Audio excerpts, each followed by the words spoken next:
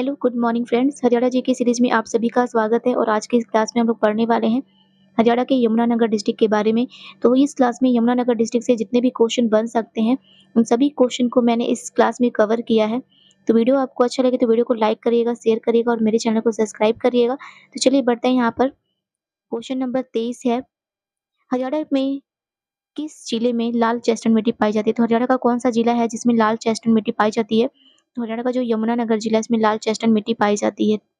और यहाँ पर मैंने यमुनानगर का जो मैप है वो भी लगा दी हूँ, तो आप लोग देख लीजिएगा जो यमुनानगर है वो किस-किस राज्य से बॉर्डर शेयर करता है। तो यमुनानगर जो है वो हिमाचल प्रदेश, उत्तराखंड और यूपी के साथ बॉर्डर शेयर करता है यमुनानगर।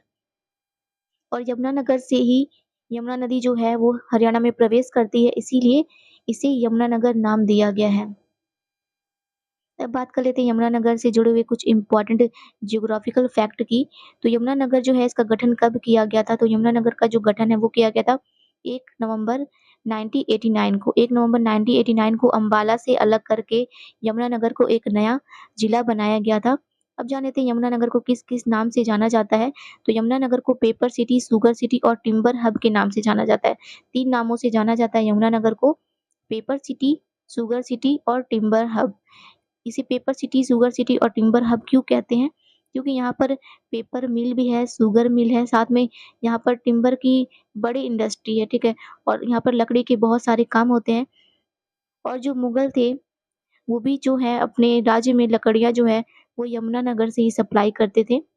यमुनानगर की बात करें तो यमुनानगर का जो मुख्यालय है वो यमुनानगर में है। मंडल कौन-कौन से हैं? तो यमुनानगर में 2 मंडल हैं, जगधारी, बिलासपुर, ये 2 मंडल हैं।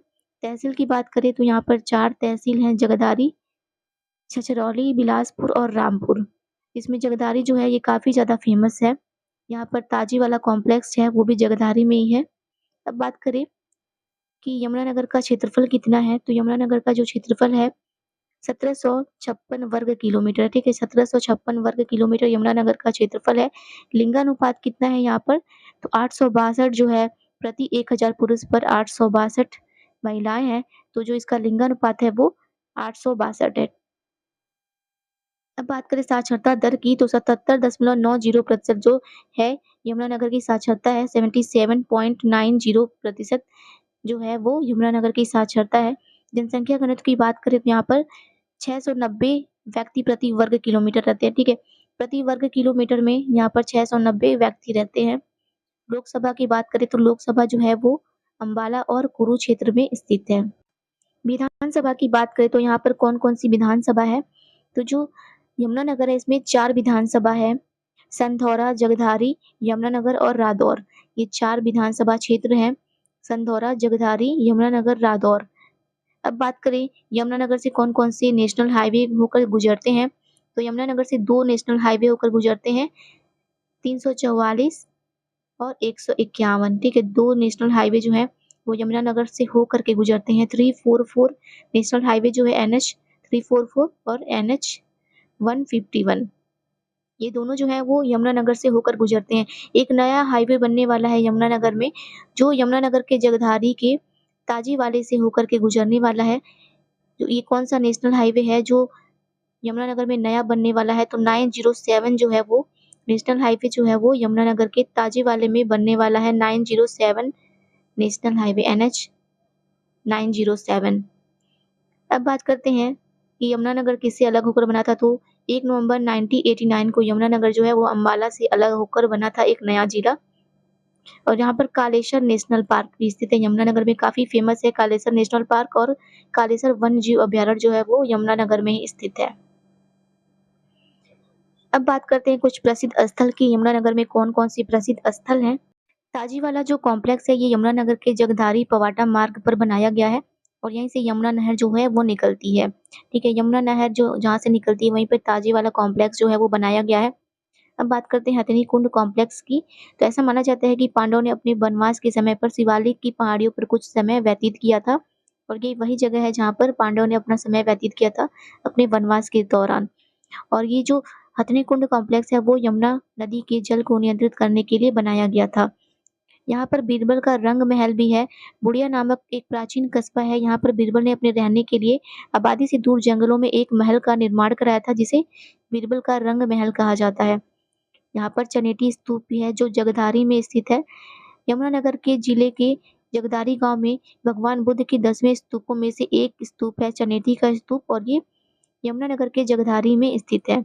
अब बात करें गुरुद्वारा कपाल मोचन की, तो जो गुरुद्वारा कपाल मोचन है वो यमुनानगर के बिलासपुर में स्थित कपाल मोचन सरोवर के पूर्व में गुरु गोविंद का गुरुद्वारा है। ठीक है, जो गुरु गोविंद थे उनका जो गुरुद्वारा है, गुरुद्वारा कपाल मोचन है, और ये यमुनानगर के बिलासपुर में कपाल मोचन सरोवर के पूर्व में स्थित है। अब यहाँ पर मोस्ट इम्पोर्टेंट टॉपिक है कालेसर नेशनल पार्क, जो है ये काफी ज्यादा इम्पोर्टेंट है। और कालेसर नेशनल पार्क जो है ये भी यमुनानगर में ही स्थित है, और यहीं पर जो है कालेसर वन्य जीव अभ्यारण्य भी स्थित है। आदि बद्री जो है ये सरस्वती नदी का उद्गम स्थल माना जाता है। ठीक है, आदि बद्री सरस्वती नदी का उद्गम स्थल माना जाता है, और ये जगधारी में है। ठीक है, जगधारी में ही आदि बद्री, ऐसा माना जाता है कि सरस्वती नदी जो है वो आदि बद्री से ही निकलती थी। अब इस समय जो सरस्वती नदी है वो लुप्त हो गई है, लेकिन प्राचीन समय में ऐसा माना जाता है कि आदि बद्री जो है वो सरस्वती नदी की उद्गम स्थल थी, और ये जगधारी में स्थित है आदि बद्री। बंतसौर, ये बंतसौर जो है देश का पहला हाथी पुनर्वास अनुसंधान केंद्र। ठीक है, हाथी पुनर्वास एवं अनुसंधान केंद्र जो है वो बंतसौर है, ये भी यमुनानगर में स्थित है। अब यहाँ पर देख लेते हैं कालेसर नेशनल पार्क के बारे में इम्पोर्टेंट फैक्ट, कौन कौन से इम्पोर्टेंट क्वेश्चन आपके बन सकते हैं कालेसर नेशनल पार्क को लेकर के।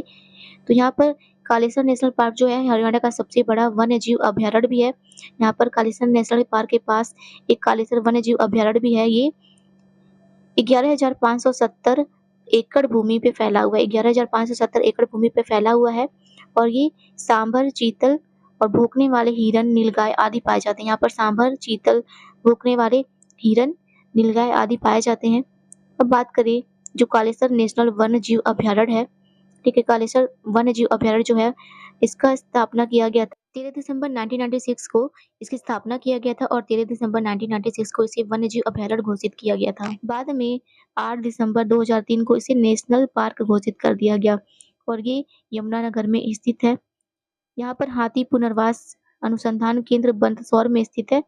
जैसा कि मैंने पहले बताया है कि हाथी पुनर्वास एवं अनुसंधान केंद्र जो है वो बंतसौर में स्थित है।